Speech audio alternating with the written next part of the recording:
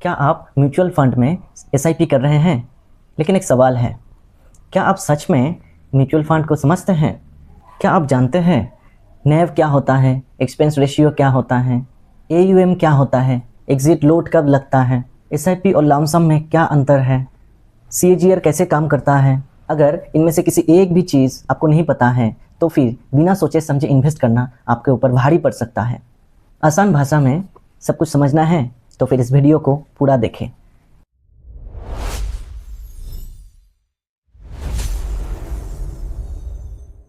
Hello everyone, welcome to Findi. Mutual fund क्या है? Mutual fund एक तरीका है जहां काफ़ी सारे लोग एक साथ मिल के इन्वेस्ट करते हैं, यानी कि खुद का पैसा एक फंड में डालते हैं और एक एक्सपर्ट को, जिसको फंड मैनेजर बोलते हैं, उनको ये पैसा दिया जाता है मैनेज करने के लिए, यानी कि उन्होंने किसी अलग अलग जगह पर इन्वेस्ट करते हैं। अब आसान भाषा में समझने की कोशिश करते हैं। मान लो 100 लोग हैं और हर कोई 1000 रुपया करके एक फंड में डालते हैं, तो फिर टोटल कितना हुआ? 1 लाख। अब ये फंड, इस पैसा को, इस फंड को दिया जाता है एक मैनेजर को। मैनेजर क्या करता है? इस पैसा को लेकर शेयर्स में, बॉन्ड्स में और अलग अलग तरीके की एसेट्स में डालते हैं, और फिर इस इन्वेस्टमेंट से जो भी प्रॉफिट या लॉस आता है वो सब इक्वली पैसे के हिसाब से बांट दिया जाता है। म्यूचुअल फंड को समझने के लिए काफ़ी सारे टर्म्स को समझना ज़रूरी होता है। हालांकि ये टर्म्स बहुत ही आसान हैं, बट समझना उतना ही ज़रूरी है, क्योंकि ये सब अगर समझ में नहीं आते हैं तो बिना सोचे समझे इन्वेस्ट नहीं किया जा सकता है, म्यूचुअल फंड समझ में नहीं आएगा। इस चीज़ को समझने के लिए काफ़ी सारे टर्म्स हैं, उसको समझने की कोशिश करते हैं आसान भाषा के। पहला term, fund manager. Fund manager कौन होता है? फंड मैनेजर यानी कि कैप्टन। अगर एक टीम बनाया जाएगा, हर किसी भी जगह पर एक टीम जब बनाया जाता है तब उसमें एक कैप्टन तो होता है। यहाँ पर भी काफ़ी सारे लोग मिलके जो इन्वेस्ट करते हैं, उस इन्वेस्टमेंट का कैप्टन, मान लीजिए वो है उस इन्वेस्टमेंट का कैप्टन, यानी कि वो जो इन्वेस्टमेंट कर रहे हैं सब लोग मिलके उस पैसे को कहाँ इन्वेस्ट करना है, कब बेचना है, कब खरीदना है, कैसे मैनेज करना है, कितना बचा के रखना है, कितना देना है, सब चीज़ जो डिसीजन लेता है वो फंड मैनेजर कहलाता है। समझ में आ ही रहा है कि फंड मैनेजर होने के लिए उस फाइनेंशियल के बारे में नॉलेज होना, पढ़ाई लिखाई करना, स्टडी करना, एजुकेटेड होना, एक्सपीरियंस होना, नॉलेज होना, ये बहुत ज़रूरी होता है। तो हर किसी का अलग अलग काम होता है, हर कोई अलग अलग चीज़ में एक्सपर्ट होते हैं। तो ये लोग जो फंड मैनेजर बनते हैं वो लोग फाइनेंस में एक्सपर्ट होते हैं, इसीलिए ये जो व्यक्ति है जो फंड को मैनेज करते हैं, सही ढंग से इनको फंड मैनेजर बोला जाता है। दूसरा टर्म है AUM, यानी कि एसेट अंडर मैनेजमेंट। अब एसेट अंडर मैनेजमेंट ये जो टर्म है, इसमें एसेट यानी कि वैल्यू, जो हम लोग इन्वेस्ट कर रहे हैं पैसा, वो जो पैसा जा रहे हैं फंड मैनेजर के पास, जितने भी टोटल अमाउंट बन रहा है, टोटल अमाउंट को ही बोला जाता है AUM, यानी कि एसेट अंडर मैनेजमेंट। यानी कि जितने भी पैसा दिया जा रहा है, एक मैनेजर के अंदर कितना पैसा मैनेज हो रहा है, मतलब कितना इन्वेस्ट हो रहा है, कितना रख रहा है, कितना अलग अलग फंड में इन्वेस्ट हो रहा है, कितना खरीदना है, कितना बेचना है, ये सब जितना अमाउंट के अंदर होता है, जितना टोटल इन्वेस्टमेंट होता है, जितने पैसे को मैनेज करता है, उसको ही AUM यानी कि एसेट अंडर मैनेजमेंट बोला जाता है। इसके बाद है पोर्टफोलियो। अब पोर्टफोलियो क्या होता है? पोर्टफोलियो मान लीजिए एक बास्केट की तरह, जो बास्केट लेके आप मार्केट जाते हैं तो एकदम से एक ही सब्जी लेके तो नहीं घर आते हैं ना, तो वहाँ क्या करते हैं, अलग अलग सब्जी उठाते हैं, एक अलग अलग तरीके के 10 तरीके के थोड़ा थोड़ा करके सब्जी उठा लेते हैं ताकि अच्छे से इसको यूज़ कर सके, है ना। तो ये जो है पोर्टफोलियो होता है, वही अलग अलग चीज़ का जो लिस्ट है। मतलब मान लीजिए शेयर मार्केट के अंदर कुछ अलग अलग शेयर्स जो ले लिया गया, या फिर डेट फंड पे कुछ इन्वेस्ट कर दिया गया, जितने भी जगह जगह पर अलग अलग जगह पर इन्वेस्ट किया जाता है, उसका जो सीरियल वाइज जो लिस्ट बनता है, ठीक है, उसको बोला जाता है पोर्टफोलियो। अब सबसे इंपॉर्टेंट टर्म है नैव। आमतौर पर ये हर वक्त आप सुनते रहेंगे, क्योंकि डेली जो चेंज होता है उसके बारे में तो ज़्यादा इंपॉर्टेंस दिया ही जाता है। नैव यानी कि नेट एसेट वैल्यू। नेट मतलब एग्जैक्टली, एसेट मतलब जो आप इन्वेस्ट किए हैं, वैल्यू मतलब प्राइस, आज के दिन पर, यानी फिर किसी एक पर्टिकुलर दिन में उसका, उस चीज़ का, उस यूनिट का वैल्यू कितना है, ठीक है ना, प्राइस कितना है, वही है वैल्यू, नेट एसेट वैल्यू। नैव क्या होता है, आप जो फंड मैनेजर को पैसा देते हैं यानी कि फंड में जो डालते हैं, मान लीजिए 100 लोगों ने मिलकर जो 1 लाख रुपया मतलब 1000 करके टोटल 1 लाख रुपया इन्वेस्ट किए हैं, उस 1 लाख रुपया को 1 लाख फंड को उसको तो इन्वेस्ट किया जाएगा। अब इन्वेस्ट करने के बाद क्या होगा, जो जितना पैसा दिए हैं उसको उतने हिसाब से बांट के डिवाइड करके यूनिट दिया जाएगा। जो लोग 1000 रुपया दिए हैं उसको मान लीजिए 10 यूनिट मिला है, यानी कि 10 यूनिट अगर उनको मिलेगा तो 1000 रुपया के हिसाब से 10 यूनिट, तो या फिर एक यूनिट का रेट कितना हुआ, वैल्यू कितना हुआ, प्राइस कितना हुआ, 100 रुपया। यानी कि 10 यूनिट मिला है 100 रुपया के भाव में, तो फिर हुआ कितना फंड 1000। यानी कि एक लोग जो 1000 फंड देते हैं उसके बदले जो यूनिट मिलता है, उस यूनिट के जो प्राइस होता है, वैल्यू होता है, उसी को नेट एसेट वैल्यू बोला जाता है, जो कि हर दिन चेंज होते रहता है। नेक्स्ट टर्म है रिटर्न।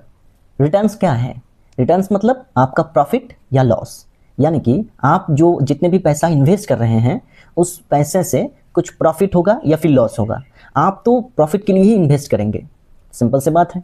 बट क्या होता है, जैसे कि ये फंड क्या होता है, mutual fund direct share market के साथ जुड़ा हुआ है, तो किसी भी सिचुएशन आ सकता है। जब ऐसा सिचुएशन आता है तो क्या होता है, जब मार्केट गिरता है तो नैव भी गिरता है, वैल्यू भी घट जाता है।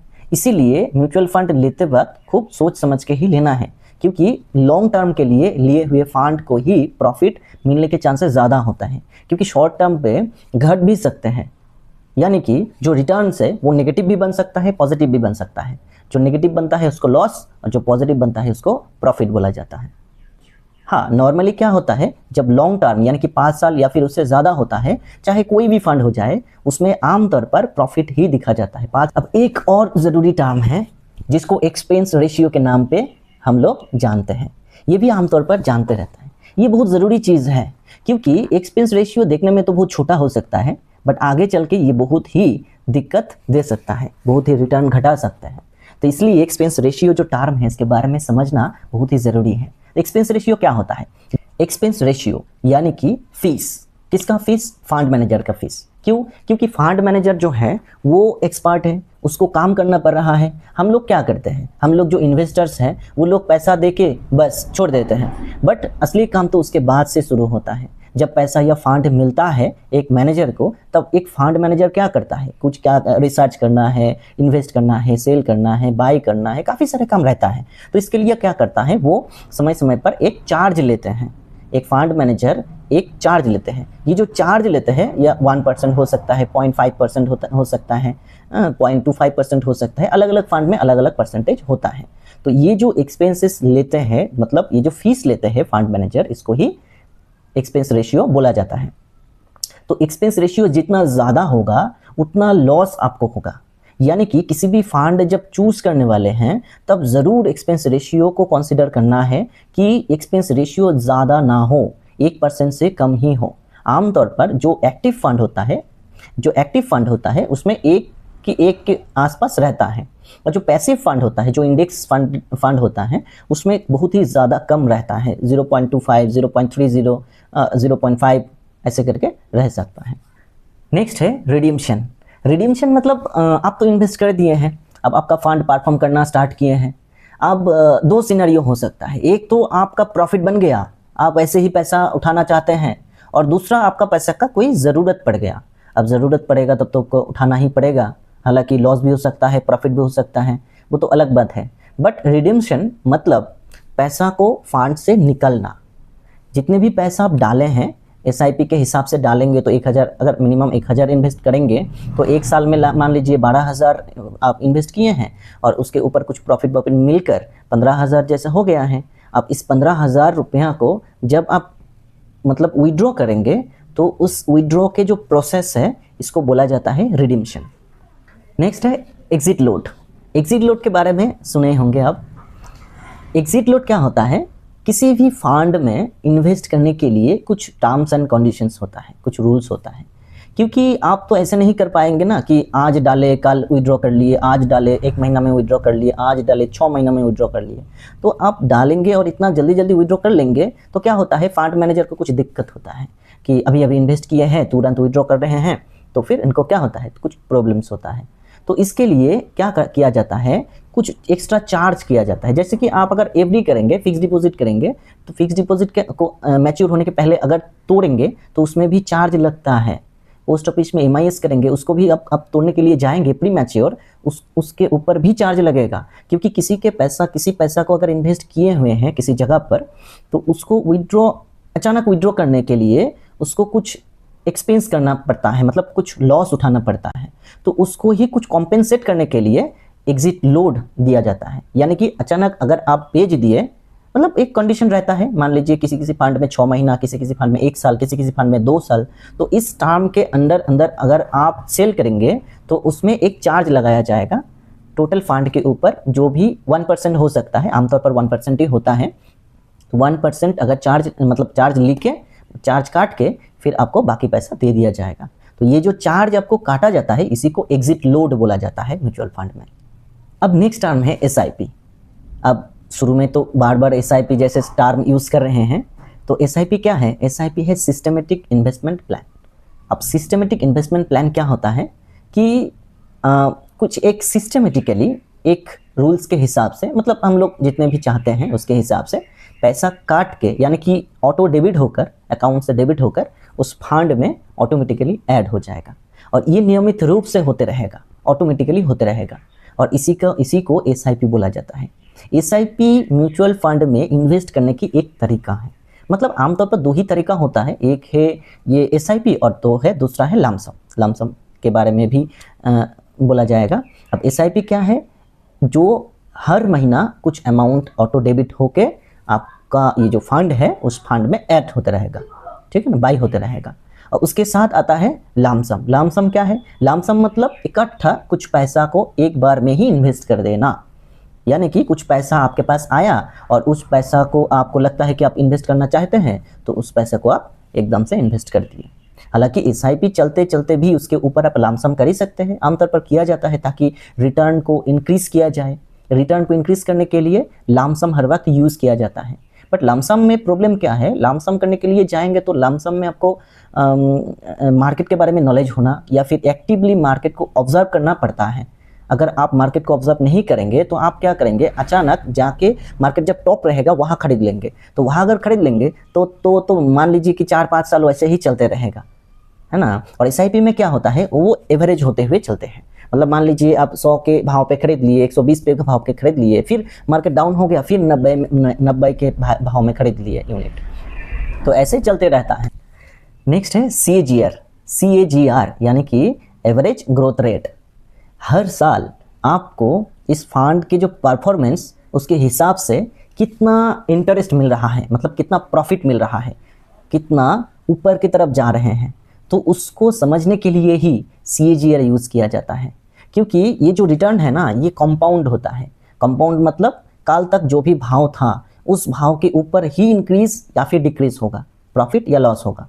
और आज जो भाव है फिर काल जाके उसके ऊपर होगा, तो फिर जो प्रॉफिट बन रहा है या फिर लॉस बन रहा है उसके ऊपर भी दूसरे दिन प्रॉफिट या लॉस बन रहा है। तो ये जो मैकेनिज्म है इसको कंपाउंडेड इंटरेस्ट बोला जाता है। ये नेगेटिव भी हो सकता है, पॉजिटिव भी हो सकता है, बट ये कंपाउंडेड है। अब इसी को समझने के लिए ही CAGR को इंट्रोड्यूस किया गया है। CAGR मतलब साल दर साल कितना इंटरेस्ट आपको मिल रहा है। तो ईयर वाइज जो इंटरेस्ट होता है उसी को CAGR के माध्यम से समझ पाते हैं। Last but not the least, lock in period. अब लॉक इन क्या होता है? किसी फंड होता है, म्यूचुअल फंड में क्या होता है, एक कुछ साल के लिए लॉक कर दिया जाता है। लॉक के मतलब है आप सेल नहीं कर पाएंगे। मतलब अगर किसी फंड 2 साल या फिर 3 साल के लिए लॉक किया जाएगा तो आप चाहकर भी उस फंड को आप सेल नहीं कर पाएंगे। जैसे कि ELSS फंड, तो ये फंड क्या होता है? टैक्स सेवर फंड होता है। तो tax saver fund, ELSS fund, इस फंड में क्या होता है, 3 साल के लिए आमतौर पर ये लॉक इन रहता है। अब लॉक इन रहेगा तो आप सेल नहीं कर पाइएगा। अगर एक बार इन्वेस्टमेंट कर दिए उसमें तो 3 साल के लिए वो लॉक हो गया। After 3 years you can sell. अगर आपको म्यूचुअल फंड से जुड़ा कोई टर्म को समझना है या फिर कोई सवाल है तो फिर कमेंट में ज़रूर बताएं। मैं आपके हर सवाल का आसान और प्रैक्टिकल जवाब देने की पूरी कोशिश करूँगा। Thank you. This is Findi signing of.